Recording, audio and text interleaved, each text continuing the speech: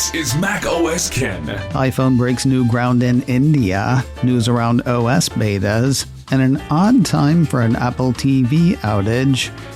It is Monday, the 10th of November, 2025. I'm Ken Ray, and this is news from macOS Ken, brought to you by yours truly and sponsored by Clean My Mac. Try 7 days free and use my code macOSKen20 for 20% off at clnmy.com/macOSken. This show is also supported by people like you, patrons through Patreon. Find out more and add your support at patreon.com/macOSken. iPhone has reportedly broken new ground in India. Cyber Media Research, or CMR, a market tracker based in India, says Apple cracked into the subcontinent's top 5 smartphone makers last quarter for the first time ever. Overall, CMR says India's smartphone market grew 7% year-on-year. That was apparently driven by buying into the country's festive season, accelerated 5G adoption, and a strong premium push, by which they mean super premium and uber premium. According to the firm, the super premium segment, that's 50,000 rupees or about $564 US, grew 45% year-on-year, driven by Apple and Samsung, while uber premium 5G models, that's 100,000 rupees or about $1,128 US, surged over 280% year-on-year. Commenting on Apple specifically, CMR says the Cupertino company posted strong double-digit growth in India, fueled by strong demand for premium smartphones. The older iPhone 15 and 16 series together accounted for 82% of Apple's portfolio in the third quarter. The iPhone 17 series and iPhone 16e each contributed 8%. While Apple ended the quarter far from the top, iPhone saw the most growth of the top 5, moving from a 7% market share in the third quarter of 24 to 9% a year later. iPhone saw unit growth of 42%, according to CMR. That came at the expense of a couple of heavy hitters. Running through the rest of the top 5, Xiaomi was fourth with a 13% share, down from 17% in the third quarter of 24. Oppo was third with the same 13% share it had last year. Samsung was second with a 15% share, down from 16% from the same quarter a year ago. And Vivo took the top spot with an 18% market share, up from a 16% share in the year-ago quarter. Great as the growth looks for Apple, real growth in terms of numbers seems to have been lower on the chain. 5G smartphones coming in between $68 US and $113 surged over 1,600% year-on-year, according to CMR, underscoring rising demand for affordable 5G. Just like everywhere else in the world, though, the low end is not where the money is. Despite only taking 5th place in smartphones, Apple was tops in terms of revenue in India. The company led India's smartphone market by value in the third quarter with a 30% share of revenue. Second place Samsung took 22%, giving the two companies just over half of India's smartphone spending, according to the firm. Looking ahead, CMR expects Q3 trends to continue, driven by 5G upgrades and rising premiumization. According to one analyst with the firm, ongoing festive and year-end sales will further accelerate shipments, with premium and uber premium segments remaining key growth engines, led by flagship models from Apple, Samsung, and OnePlus. Still playing catch-up is macOS Tahoe 26.2. Last week, Apple seeded the first developer betas for macOS 26.2, with the Tahoe beta notably absent. It did trail along, though, coming a couple of days later. A day after its arrival to developers, Apple seeded the first public betas of macOS 26.2.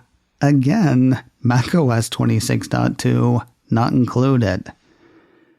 Guess what happened a day later? Mac Rumors ran a piece Friday saying Apple had seeded the first public beta of macOS 26.2. Just like the follow-on developer beta, the one for public testers brings features bound for iOS and iPadOS as well. That includes such whistles and bells as alarms for reminders, which I guess could actually be whistles and bells, a shuffling of content in Apple News, and new features for Apple Podcasts. The full range of macOS 26.2 updates is expected out to everyone by the middle of next month. As usual, mum is not the word for folks accessing the various betas. 9to5Mac ran a piece on Friday with info on new features for tvOS 26.2. According to that, users will be able to create profiles for people who don't have an Apple account. They'll also be able to implement content restrictions for those profiles in the TV app. To this point, 9to5Mac says profiles in tvOS have required a separate Apple account for the person getting the profile. That's fine for people on a family plan, though kind of useless for roommates or house guests who aren't bought into the whole Apple thing.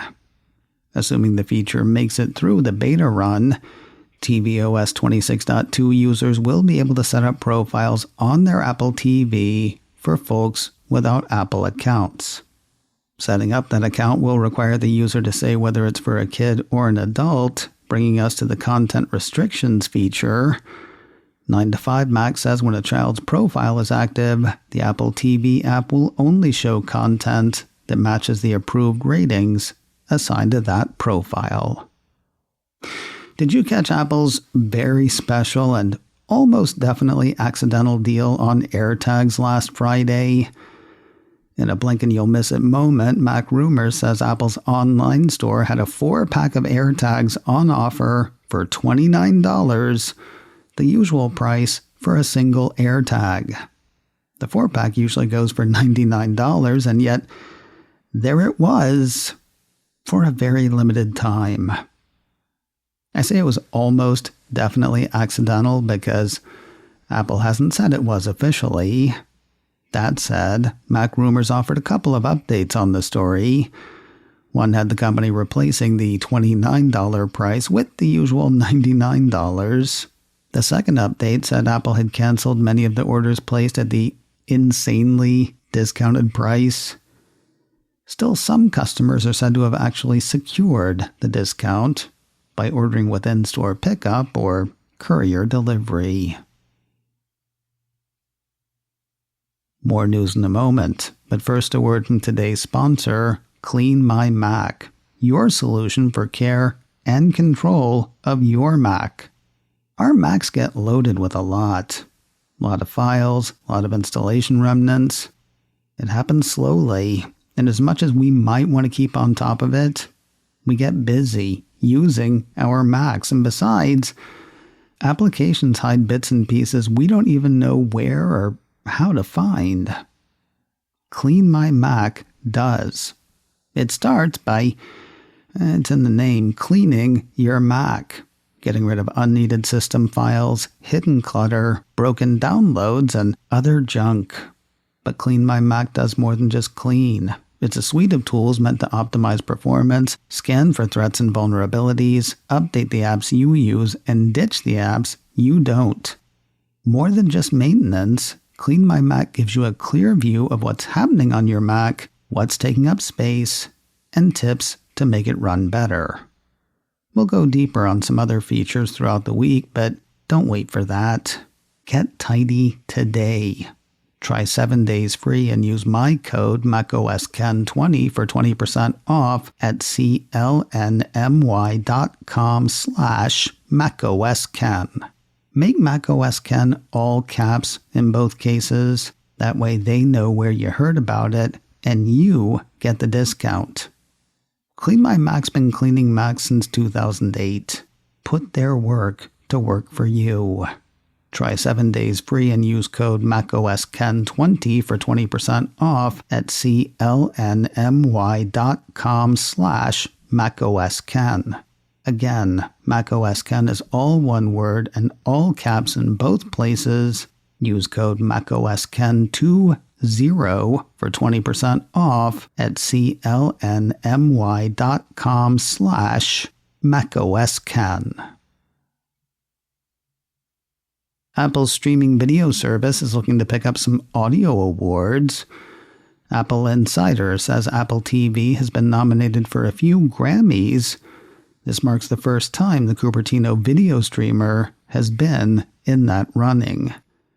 Apple's 4 Grammy Award nominations were picked up by 2 titles. Not surprisingly, Apple's biggest title of the year picked up the most. F1, the movie, got 3 Grammy nominations. They include the Tate McRae song Just Keep Watching in the category Best Dance Pop Recording, the Chris Stapleton song Bad As I Used to Be in the category Best Country Solo Performance, and F1, the album, was nominated for Best Compilation Soundtrack for Visual Media. As for the 4th nomination, it went to the Apple TV series Severance. That one sees Theodore Shapiro nominated for Best Score Soundtrack for Visual Media, including film and television, for Season 2 of the dystopian workplace drama. Winners will be announced on Sunday, the 1st of February. And finally today, interesting happenings around the Apple TV show Pluribus. Apple Insider says Apple TV took an unplanned nap Thursday night just as the Vince Gilligan series hit the service. Not long after the show became available to stream, says the piece, Apple's servers started to have trouble in the US and Canada. The outages meant that Apple TV subscribers weren't able to catch the show in its opening hours of availability. It wasn't just Apple TV that bought it for a bit. Apple Music and Apple Arcade were also said to be down for a little over an hour. Now, it would be fun to think that the services crashed because too many people were trying to stream Pluribus. It would also be assuming quite a bit. Apple Insider says while the timing of the outage gives the appearance of it being connected to the new show, the scale of Apple's operations make that seem unlikely. I watched it, by the way. Watched Pluribus over the weekend and kind of got flashbacks. I don't know how many people listening to this show used to listen to the Star Trek show that I used to do, but Pluribus is putting off serious This Side of Paradise vibes. We'll see how it goes. Though I sat through the credits, I wasn't really watching for anything except for a post-credit scene or maybe scenes from next week. Didn't get either of those, in case you're wondering. Had I been paying closer attention, though, I'd have caught what TechCrunch saw. The proclamation, this show was made by humans. Because Vince Gilligan does not like AI, and he's not shy about saying so. In a variety feature about the show's creator was quoted as saying, "I hate AI." According to TechCrunch, Gilligan went on to describe the technology as the world's most expensive and energy-intensive plagiarism machine, and compared AI-generated content to a cow chewing its cud, an endlessly regurgitated loop of nonsense. "Thank you, Silicon Valley," he added. "Yet again, you up the world." Well, when it comes to AI ruining everything, at least he knows it wasn't Apple. macOS Ken, brought to you by me, and sponsored by Clean My Mac. Try 7 days free and use code macOSken20 for 20% off at clnmy.com/macOSken. This show is also supported by people like you, patrons through Patreon. Find out more and add your support at patreon.com/macOSken. Advertising handled by Backbeat Media, online at backbeatmedia.com. You can find me on Mastodon, macOS Ken at mastodon.social. You can also send me an email, info@macosken.com. Until next time, that is news from macOS Ken. I'm Ken Ray.